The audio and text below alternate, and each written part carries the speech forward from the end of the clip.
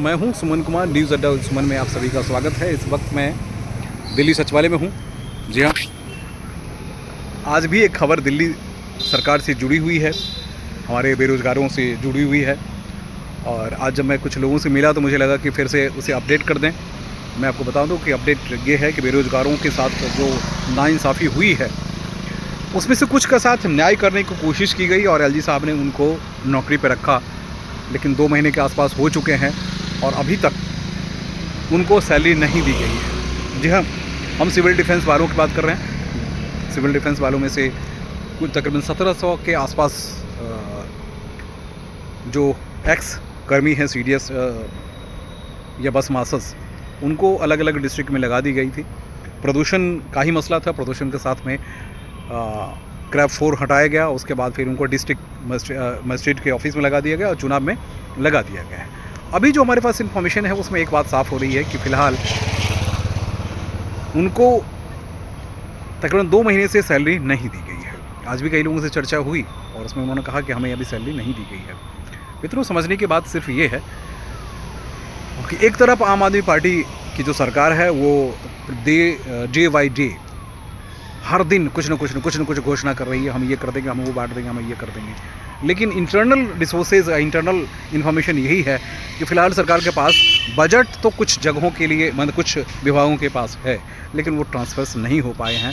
नतीजा इन गरीबों के घर के चूल्हे जो हैं वो नहीं जल पा रहे हैं, या चूल्हे जल रहे हैं तो किसी न किसी के घर से पैसे लेकर अपने घर को चला रहे हैं।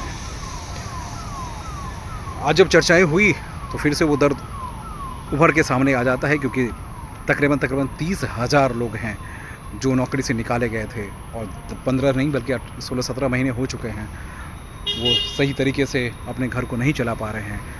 इसी उम्मीद में एलजी साहब ने जब एक बात कही कि आप काम करो और एक ऑप्शन दिया गया, उसी ऑप्शन में ये सारे लोग यहाँ आ गए।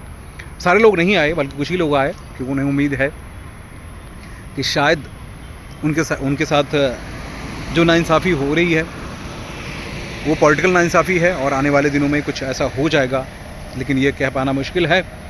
अभी जो सूरत हाल है उसमें हज़ारों की संख्या में अभी भी सिविल डिफेंस वाले जो हैं वो स्ट्राइक पे बैठे हुए हैं, स्ट्राइक मतलब धरना पे बैठे हुए हैं।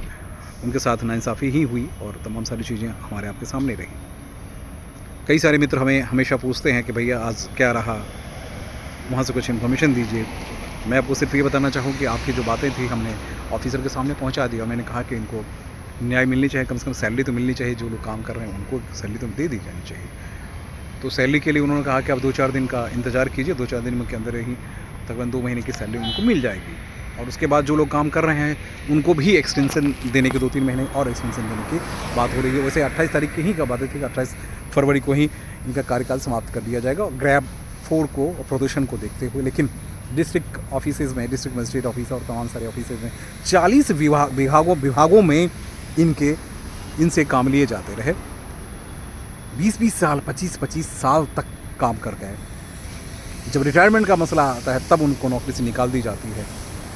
एक आम आदमी पार्टी की सरकार है जो ड्राफ्ट के नाम पे खेल करती रही। बीजेपी ने वायदा किया था कि मैं ज़रूर कुछ करूं जब सत्ता में आऊं, तो फिलहाल उनके एजेंडे में नहीं बल्कि उनके नेता तो ज़रूर बात कर रहे हैं। फिलहाल आम आदमी पार्टी के नेता जो हैं बात भी नहीं कर रहे हैं, क्योंकि जानते हैं कि भाई अब ये सिविल डिफेंस वाले में से तमाम सारे लोगों ने इनके अगेंस्ट बिगुल फूंक दिया है। जगह जगह धरना प्रदर्शन करते करते अब खुद ही वो खड़े हो गए हैं आम आदमी पार्टी के खिलाफ। बहरहाल वैसे लोग जो काम कर रहे हैं सरकार में, वो सिर्फ यही उम्मीद करते हैं कि जितनी जल्दी हो सके उनको उनकी सैलरी दे दी जाए। और हम उम्मीद करते हैं कि देखिए, ये चुनाव जो है निर्णायक है। कहना सिर्फ मैं इतना ही चाहता हूं कि बड़े सोच समझ के, सिर्फ आप बस मास्टर्स नहीं हैं, सीडीएस नहीं है, एक्स सीडीएस नहीं है, बस कर्मी नहीं है कि बस कर्मियों के साथ भी नाइंसाफ़ी हुई है, उनको भी एक पैसा नहीं मिला है। तो बड़ी सोच समझ के वोट करिएगा। मैं किसी की ओर इशारा नहीं कर रहा हूँ बल्कि समझाने की कोशिश कर रहा हूँ, क्योंकि वोट देने से पहले भावना में मत वहिएगा, क्योंकि आपके बच्चे, आपका भविष्य, दिल्ली की सुधार, तमाम सारे मसले ऐसे हैं। अभी आपने आईटी वालों को देखा कि हंगामा करने के बाद 6 महीने के बाद उनको सैलरी मिली है।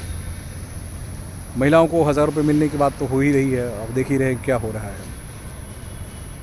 तो कहने की ज़रूरत नहीं है, आप जो समझदार हैं आप खुद समझिए और खुद निर्णय लीजिए, क्योंकि आपका भविष्य आपको वोट ही है। और पार्टियां, हर पार्टी जो है कुछ न कुछ अपनी बातें कह रही है, सुन रही है और समझा रही है। कोई फ्री बांट रही है, कभी कुछ कर रही है। फ्री तो हर पार्टियों का वादा है, अभी कोई बांट रही है, कोई बांटने की बात कर रही है, कोई देने की बात कर रही है, कोई लेने की बात कर रही है।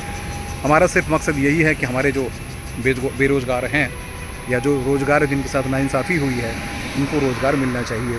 जो नाइंसाफ़ी हुई है उनके वेतन बढ़ने चाहिए। जो सालों से काम कर रहे टीचर्स को ले लीजिए ना, टीचर बेचारे जो कॉन्ट्रैक्ट टीचर हैं उनकी हालत देखिए क्या हालत है। यहाँ से पैसे उछाल के हर जगह दिए गए। अब सरकार के पास ये है कि लगभग 7-8 हज़ार करोड़ का कर्ज है सरकार के पास। अभी सैलरी देने की भी सिचुएशन में सरकार नहीं है, ऐसा माना जा रहा है, ऐसा कहा जा रहा है।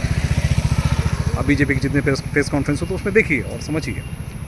तो भाइयों, दिल्ली में जो जॉब करने वाले हैं वो थोड़ा कॉन्शियस रहिएगा, और बातें और बाद में करेंगे। फ़िलहाल मुझे आना था, बेरोज़गारों के लिए कुछ अपडेट्स थे। वो जो रोज़गार कर रहे हैं उनके लिए अपडेट्स ये है कि जल्दी में ही उनको सैलरी मिल जाएगी,